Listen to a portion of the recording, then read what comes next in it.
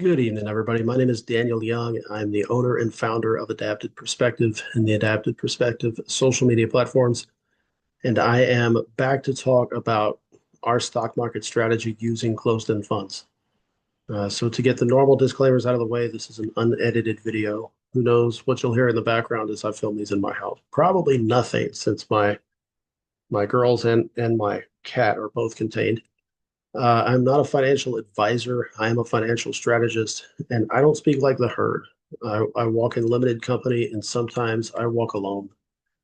So as I look back on the last week, it has been a struggle bus week for me.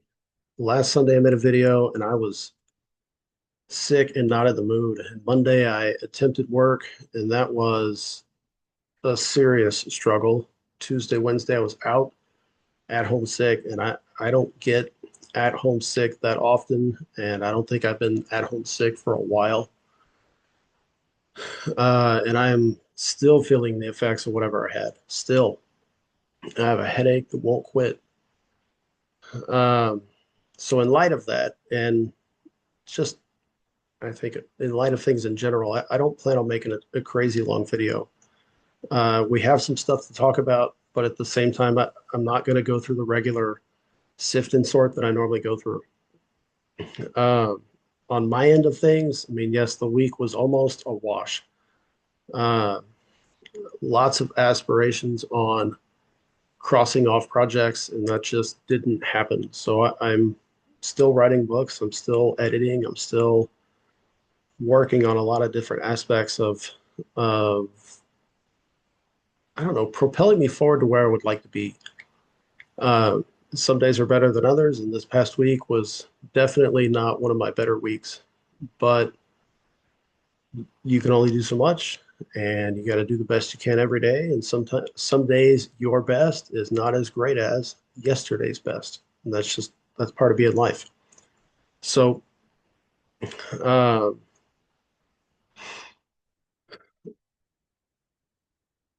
I guess what I had envisioned for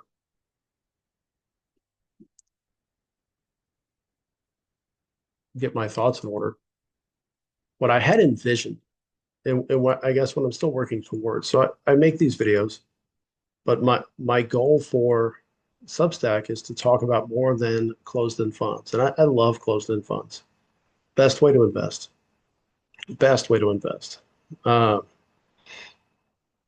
but there's more to financial strategy than just the stock market. And there's more to life and choices than just these videos. And I would guess my goal is to talk about more big picture stuff, uh, more, I don't know, more about the back end of things. And the quote that comes to mind is, I mean, people only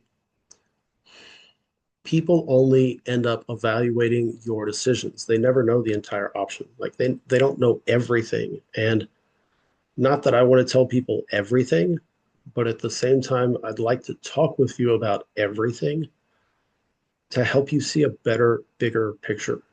Because all we end up with are snapshots, and that's just not helpful. So on my end of things, it's sharing my week and where I see the market going and why I'm picking these funds for these videos, but there's more to life than these videos, and there's more to life than finances, although finances are a huge part of it. You know, how you pay for life, how you pay for your retirement, and gosh, everything in between. So, yes, my goal is to talk about more than just, and I don't want to simplify it, but my goal is to talk about more than just closed-end funds and stock market strategy. It's just getting there. And on my end of things, I have a lot to put in order. At least it feels that way. That I need to organize lots of little aspects in order to then talk about lots of little aspects. So I guess I digress enough. So for the week and what happened in the market, um,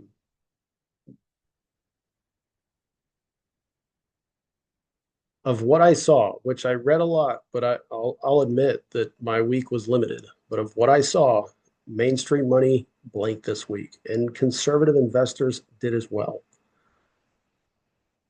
But like, why the sudden fear? I think it's still mostly noise. So corporate bonds dip slightly on liquidity worries, flashbacks to the Silicon Valley Bank catastrophe, but that's not the case this time. There's no liquidity crunch. It's traders reacting to shadow. And every cycle has a fear story. And right now there's plenty. If you haven't seen, the UK is doubling down on its digital ID. Um, and on my end of things, that makes me think of one world government, and it makes me think of revelations in the Bible, and it definitely stirs the pot. You've got political headlines in New York City, and then followed by New York State. You've got global uncertainty, global unrest, and everybody's, won't say everybody, but there are certain groups that are definitely afraid, but that doesn't equal a fundamental change in the market. We have we have employers integrating AI and cutting labor costs and then boosting efficiency, but that also means they're not hiring as much. Payrolls look a little softer, right? But at the same time, output is booming. It's overperforming. And the Atlanta Fed's GDP now sits at 4%. 4% economy is not a shutdown by any means. It is an economic boom. But weighing down all of that data is still the ongoing government shutdown, where roughly half of all federal employees have been impacted by the ongoing shutdown with no resolution in sight. And one of the different newsletters I read, it's a very big wake up call, and not just for government employees, for everybody. How much of your income, how much of your salary depends upon having a job working somewhere? So it should get you thinking. It should get you thinking of, or thinking about, ways that you can mitigate your risk. Like, how can you truly be financially free to where you don't need the full-time job, or at least you're not dependent upon that single full-time job? And that's, quite honestly, that ties into my books. It's what I'm writing. It's how do you really break free and not have to have that specific full-time job? How can you live life differently?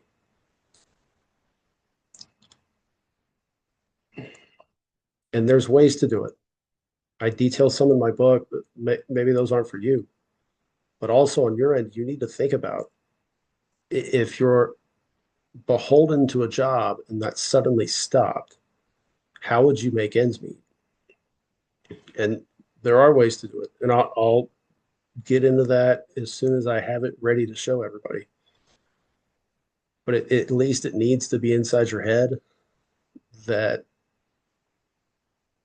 you got to start looking for a different way to do things. Or at least I encourage you to start looking for a different way to do things. Government shutdown wise, we're at a stalemate.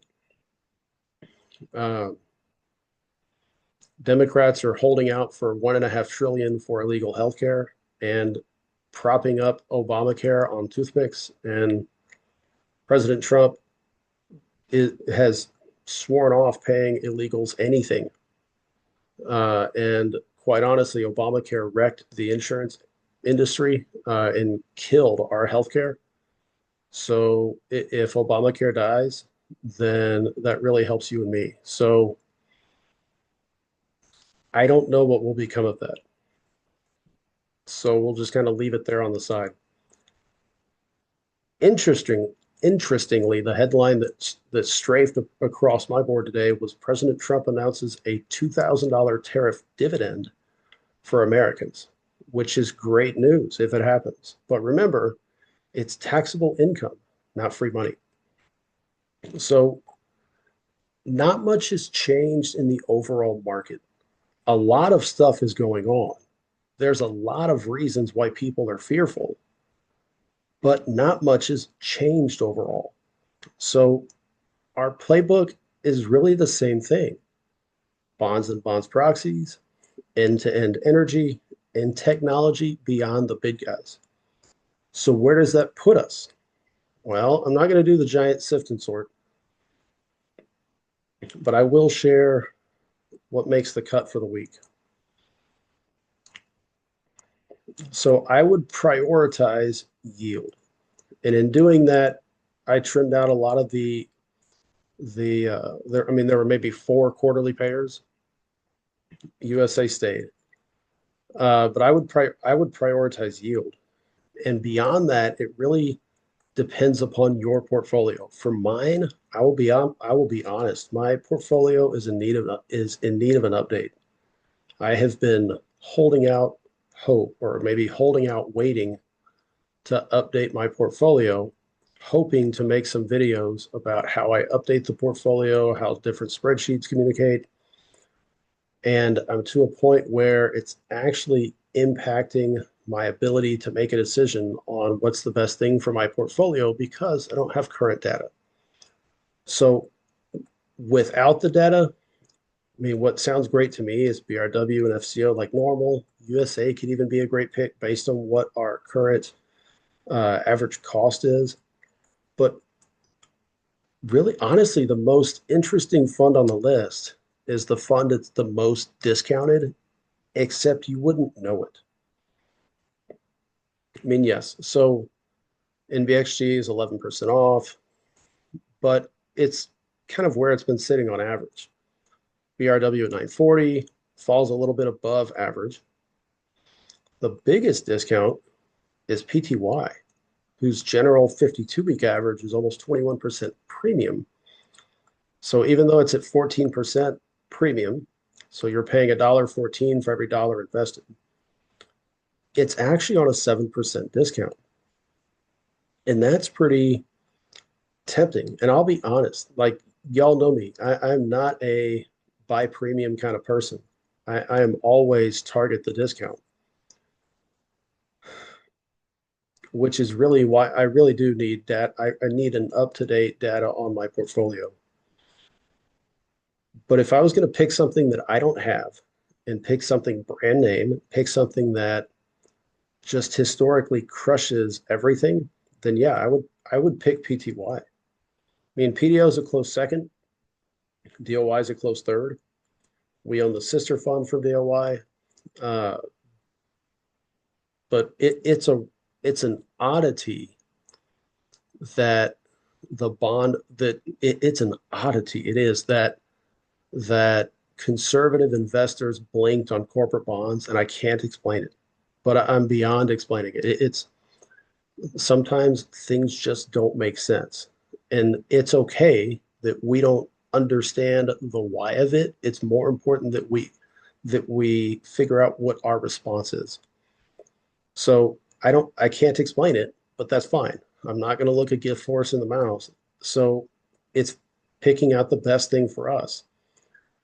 So if I had update that, or if I had updated data, I would give you a definitive answer.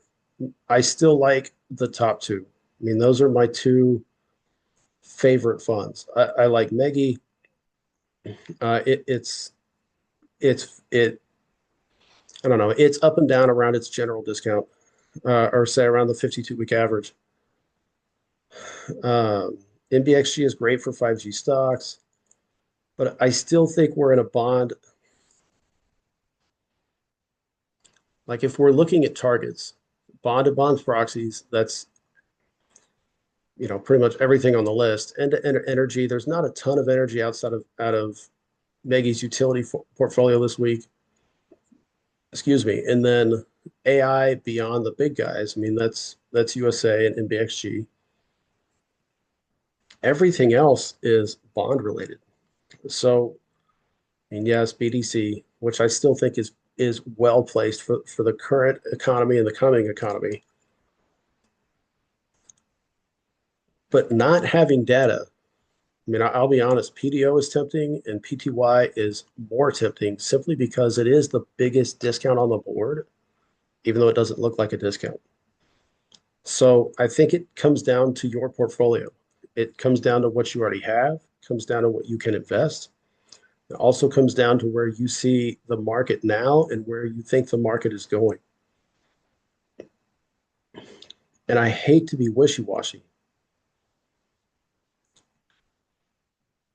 but I kind of have to leave it here because I don't have the data I need on my end to definitively say, yes, this is what I do. I can give you a comparison.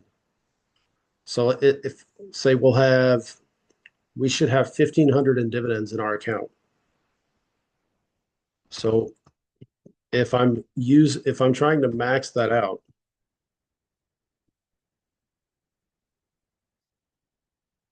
and go for all whole shares, you end up with this. Now, the yields work out like you would expect them to work out. These it's interesting. These pay a smaller dividend, right? But at the same time, uh, at the same time, they're still going to pay more than the others just based on volume. So it's not, say if it, how to say this, if it really were a dividend, like if it really were a, I'm just going to get the best dividend, I would just pick BRW and FCO. FCO recently raised their dividend. BRW currently gave rights. They've been overhauling other companies and contesting other companies. I like that on the benefit of shareholders. I like that. I would pick those two. On the PIMCO end of things, PIMCO has been on my hit list a while. It rarely hits on discount. So to find two funds on a discount is tempting. That said, devil's advocate, do I really want to pay 14% premium? Not really. I would much rather snag it. I would much rather snag it an actual discount and not a discount based on data.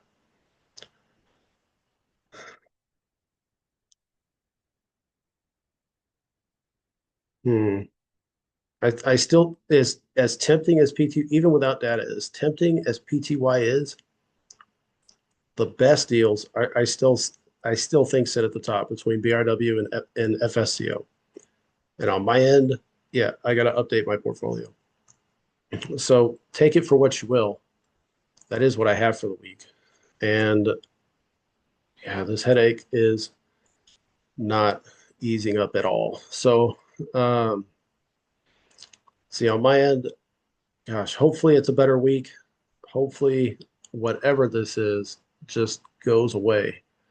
And I can get back at it and run some numbers and update a portfolio or update two portfolios and get you some better data next week. And in the meantime, my advice for y'all, keep it calm, keep it strategic. Don't chase fear, and especially don't get chased by fear. The herd shifts all the time, right? Don't follow the herd. Know where they are. Don't get clipped by them. Don't run after them. And if this video was helpful, if you enjoyed it, if you liked it, then yes, hit the like button, subscribe, and yeah, and I will work on another video for next week. So have a great week, everybody. I will see y'all again. Bye bye.